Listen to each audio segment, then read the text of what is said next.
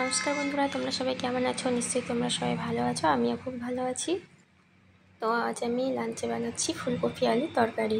তো সবার প্রথমে আমি দেখো ফুলকপি কেটে নিয়েছি ছোট্ট ছোট্ট করে, আর এদিকে ছোট আলু 2 পিস করে সবকে কেটে নিয়েছি, আর এদিকে একটা টমেটো, আর নিয়েছি এখানে পেঁয়াজ, আর এখানে আছে মশলার পেস্ট, আদা রসুন জিরে লঙ্কা। তো প্রথমে আমি আলুটা ভেজে নেব, তার জন্য কড়াই বসিয়ে দিয়েছি। দিয়ে দিচ্ছি তেল। তেলটা গরম হয়ে আসলে আমি আলুটা দিয়ে দেবো। তো এদিকে তেল গরম হয়ে গেছে, দিয়ে দিচ্ছি আলুটা দিয়ে ভালো করে একদম লাল লাল করে ভেজে নেব। তো আলুটা দেওয়ার পর আমি সামান্য হলুদ দিচ্ছি, অল্প হলুদটা দিয়ে আবারও ভালো করে নাড়িয়ে নেব। ভালো করে দেখো আলুটা নাড়িয়ে নিচ্ছি। আলুটা খুব সুন্দরভাবে ভাজা হয়ে গেছে, একদম লাল লাল হয়ে গিয়েছে,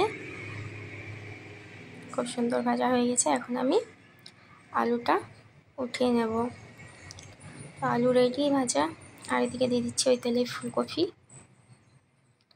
ফুলকপিটা দিয়ে দিচ্ছি। ফুলকপি দিয়ে ফুলকপিটাকেও ভালো করে এরকমভাবে লাল লাল করে ভেজে নেব। ফুলকপিটা দেওয়ার পর সামান্য হলুদ দিয়ে দিচ্ছি। হলুদটা দিয়ে আবারও ভালো করে নাড়িয়ে নেব।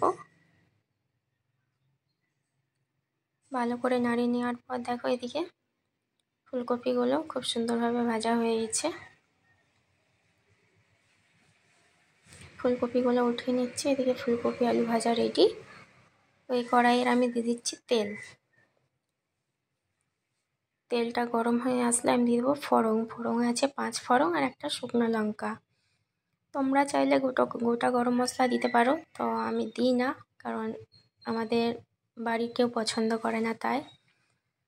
তো পেঁয়াজটা ভাজা হয়ে গেছে, এখন আমি আদা রসুন জিরে লঙ্কার পেস্ট বানিয়েছিলাম ওটা দিয়ে দিলাম।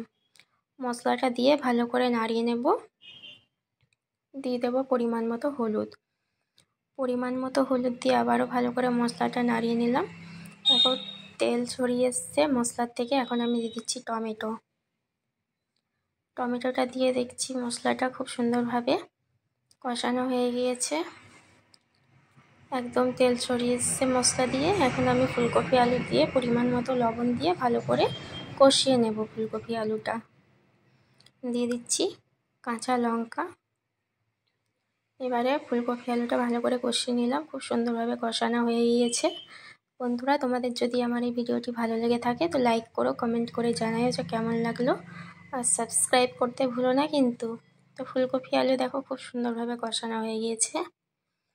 এখন আমি ফুলকপি আলুর মধ্যে পরিমাণ মতো জল দিয়ে দেবো। জল দিয়ে ঢাকা দিয়ে 5 থেকে 10 মিনিট মতো আমি এটাকে মিডিয়াম ফ্লেমে সেদ্ধ করে নেব।